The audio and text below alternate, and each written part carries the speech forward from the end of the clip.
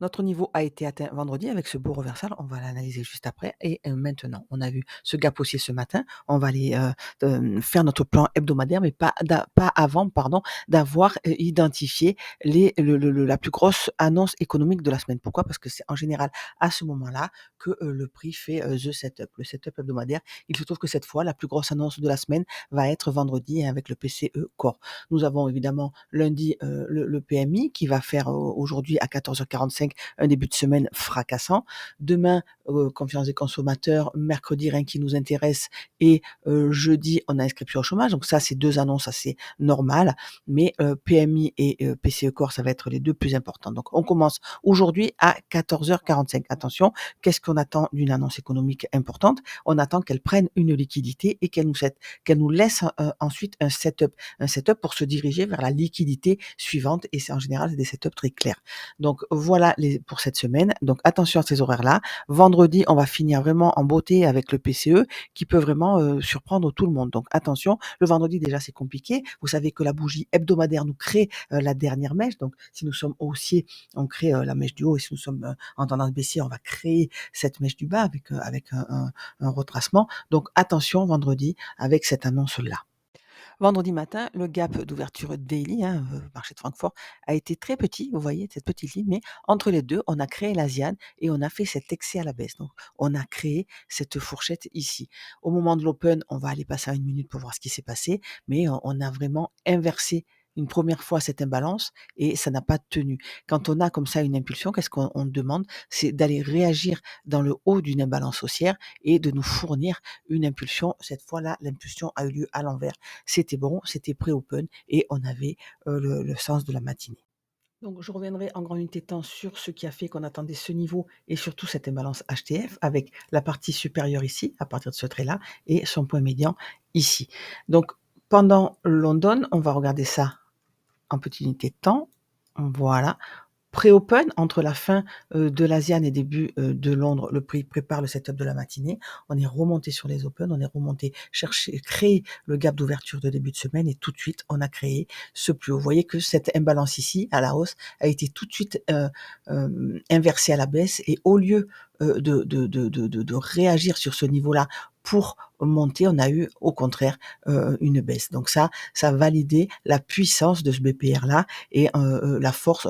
On ne devrait pas passer au-dessus puisqu'on avait en dessous ce niveau-là. C'est exactement ce qui s'est passé. On se rappelle de l'imbalance d'inversion ici en M15 qui a été vraiment, vraiment bien respectée. Ici, le prix de 8h30, pourquoi il m'intéresse? Parce que quand il est en dessous, comme ici, du prix de New York et qu'on a un niveau à atteindre en dessous, ben, c'est ce niveau-là qui fait foi. Et regardez, hein, il tient, on va rechercher une nouvelle fois ce petit niveau. Alors le niveau gris, c'est la première imbalance M1 d'importance après l'Open de minuit New York. Et on a remarqué, hein, vraiment, ICT, c'est vraiment un petit génie, que c'est vraiment très, très, très pertinent. Encore une fois, pour ajouter les macros, hein, basiques, parce qu'on va pas rentrer dans les détails ici, donc juste les 20 minutes qui sont à cheval entre 1 heure, donc ici 14h50, 5h10 par exemple, toutes les heures ce sont des macros et on voit bien que c'est à ce moment-là qu'on a des setups assez intéressants.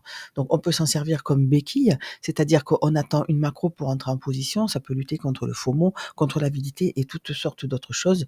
Et regardez même celle pré-open ici, comme elle était belle, c'est une macro que c'est passé le scénario évoqué précédemment. Donc voilà, si on veut trader comme moi en ce moment avec tout ce qui se passe au niveau international, je tends vraiment les kill zones. Donc j'attends cette macro-là, j'attends d'avoir un setup clair. À partir du moment où on a cette bougie ici qui clôture en dessous, on peut rentrer short et viser la liquidité, évidemment celle qu'on attendait dans un premier temps et pourquoi pas, comme ici, le point médian de notre imbalance HTF. Qu'est-ce qui s'est passé après ce niveau-là? Pourquoi ne pas en demander plus? Pourquoi ne pas être avide? Mais parce qu'on a atteint un niveau et qu'on est sur le point médian de notre imbalance HTF. Donc, on peut très bien avoir un reversal court ou long, mais qui de toute manière ira probablement chercher notre entrée et réduire à zéro tous les efforts qu'on a fait dans la matinée. Donc, on est là pour se payer, on est là pour gagner de l'argent, pas pour avoir notre compte grossir et revenir à zéro, voire en négatif si on n'a pas mis de BE à ce moment-là. Donc, on a atteint ce niveau, mais vraiment pile poil hein, au niveau de l'imbalance HTF. Et là, on a Quand on a cassé ce bas, on a créé ce haut, on a clôturé au-dessus, on a cette première inversion, on a cette imbalance d'inversion ici. Regardez encore une fois, pendant les macros, on peut re-rentrer. Quand on a notre imbalance ici, qui correspond avec le haut de ce breaker-là, on peut rentrer à ce niveau-là. Par exemple, c'est pendant une macro, c'est sur un niveau, on a pris une liquidité, on a eu une inversion, les planètes sont vraiment alignées à ce moment-là. Et si on rentre ici, on prend de l'argent à quel niveau? On prend de l'argent à ce niveau-là. On va chercher la liquidité suivante. Et regardez ce que fait le prix, il va le chercher. Par contre, une fois qu'on a pris l'argent ici, qu'est-ce qu'on constate? Qu'on a créé des equal lows. Alors on se dit que le prix peut continuer à latéraliser, à reprendre un plus bas, donc à retourner au-delà de notre point d'entrée. C'est comme ça qu'on travaille. C'est pour ça qu'on scalpe aussi, parce qu'on se paye assez vite à la liquidité suivante.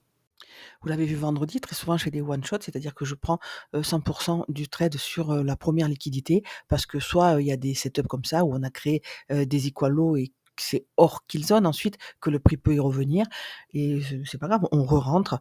Et en ce moment c'est ce qui s'est passé vendredi, notamment beaucoup sur le Nasdaq. J'ai eu 2 one shot et 2 trades non déclenchés. Vous pouvez le voir dans l'onglet US, hein, du Discord. Donc, une fois qu'on a fait ce setup, personnellement, pour re-rentrer, pour retravailler, j'attends la kill zone de l'après-midi, j'attends ces heures-là, déjà parce que j'ai besoin de temps libre et surtout parce que je filtre comme ça mes heures de travail, si je retravaille l'après-midi. Donc regardez ce que fait le prix, on va chercher London Low et à ce moment-là, on a encore un setup. Quand on casse ce bas, on crée ce haut et vous voyez qu'on clôture au-dessus. Par contre là, si on rentre là, il fallait vraiment être sportif et avoir notre stop en dessous. Si on met le stop sur cette bougie, il est pris, hein, il est pris. Par contre, ce qu'on peut constater, c'est que cette entrée-là est hors macro. Vous voyez? On n'est pas dans une macro. Ce setup short est dans une macro, il nous renvoie sur les plus bas. Par contre, ici, on crée un order block qui est bien respecté plus tard.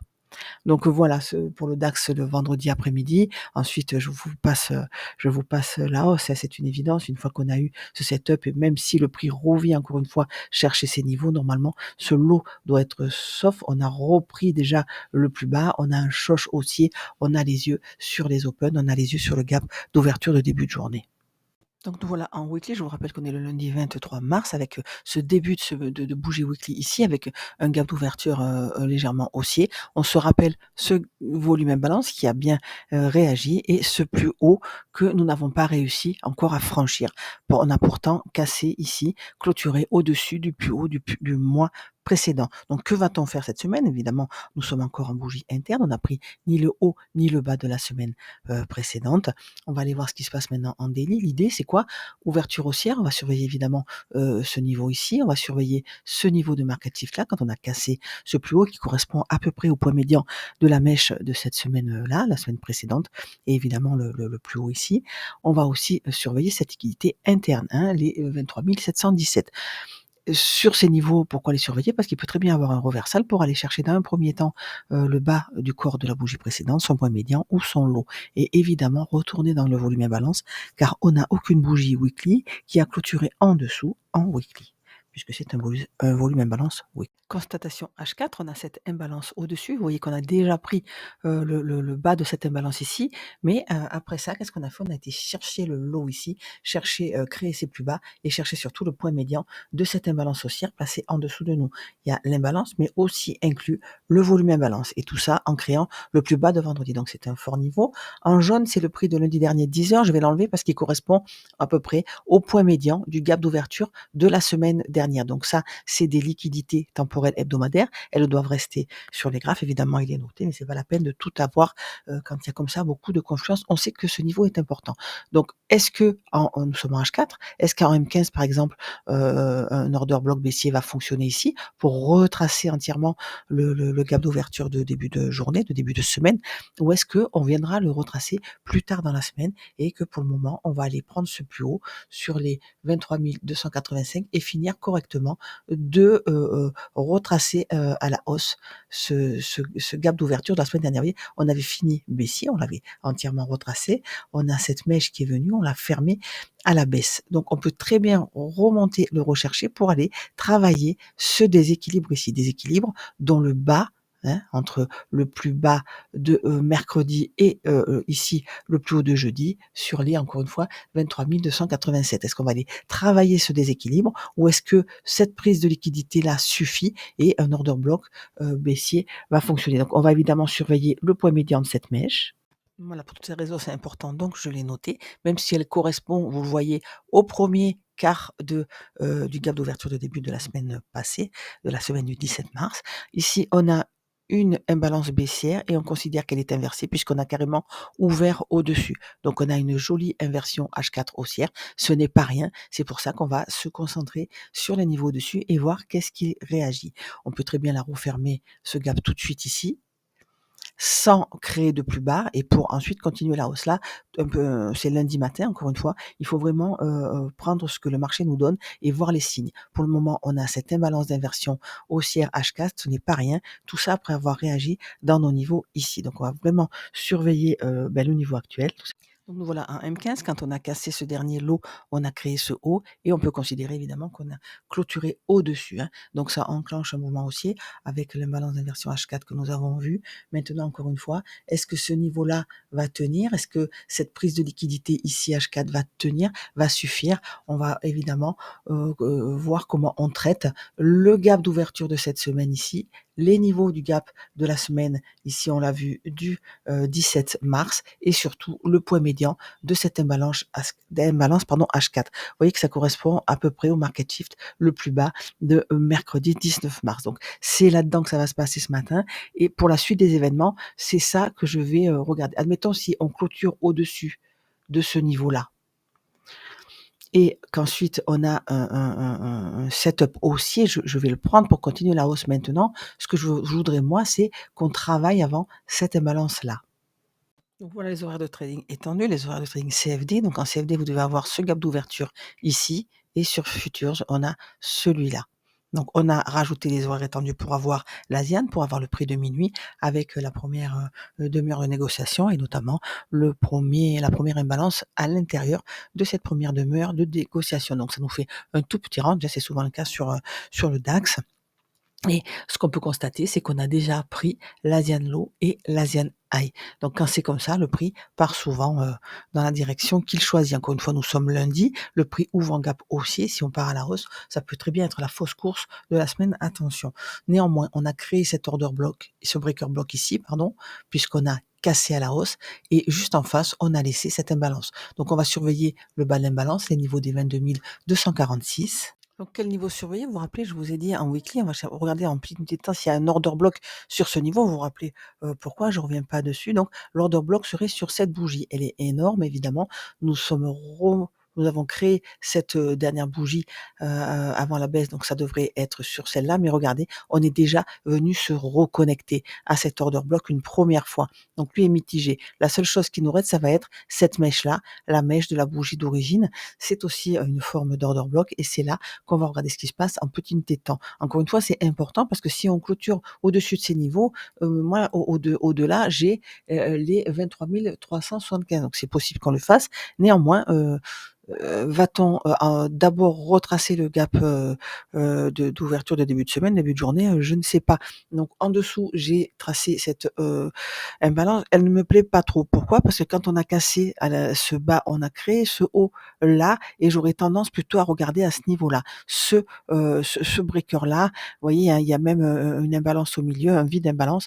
Donc je fais pas trop confiance en ce niveau. Surtout qu'en dessous, nous avons encore le point médian du gap d'ouverture et le quart inférieur. Donc on va voir, il n'est pas l'heure pour moi encore de travailler. Pour l'instant, je pose mes jalons et je regarde si le prix fait quelque chose de correct, quelque chose qui me convient. Je vous rappelle qu'on a ce grand reversal ici après avoir pris ce niveau, le niveau que nous attendions depuis un certain temps. Est-ce le bon ou est-ce qu'on va retravailler les bas? Pour le moment, je ne sais pas. Nous sommes repassés haussier et cet order block doit tenir si on va continuer à travailler cette latéralisation. Si on clôture au-dessus, pour moi, c'est un up. Encore une fois, avec tous les bémols que j'ai évoqués, c'est-à-dire, ce gap d'ouverture ici, et cetera. Voilà, donc pour l'instant, on va s'arrêter là. On va non sans avoir marqué le prix de 8h30, donc on constate qu'il est au-dessus de l'open de minuit. Donc encore une fois, si on continue la hausse, ce niveau doit tenir, même si on va chercher, notre imbalance en dessous. Ce qu'on constate pendant cette macro-là, c'est qu'on a pris la liquidité immédiate, qu'on a clôturé en dessous, tout ça dans un ordre bloc baissier. Donc attention, encore une fois, à ce niveau-là. On a une imbalance baissière qu'on a retracée entièrement. On est revenu chercher son lot, on est revenu chercher son point médian avant de créer ce haut qui n'a pas réussi à clôturer au-dessus. Néanmoins, on a cette imbalance baissière qui vient d'être inversée. Vous voyez, nous sommes hors macro, nous sommes hors kill zone et pour moi, c'est encore un peu trop flou pour rentrer. Ce n'est pas ce short-là que je prendrai. S'il part sans moi, c'est sans moi. Je le récupérerai ensuite sur un setup plus clair. Donc, vous avez compris, hein, l'idée, ça serait d'abord de retracer le gap d'ouverture de début de journée, de début de semaine, avant de monter chercher ici ce market shift sur le point médian à peu près de l'imbalance baissière H4. Avant ça, si le cours part sans le faire, ça sera sans moi et je referai une analyse au fur et à mesure.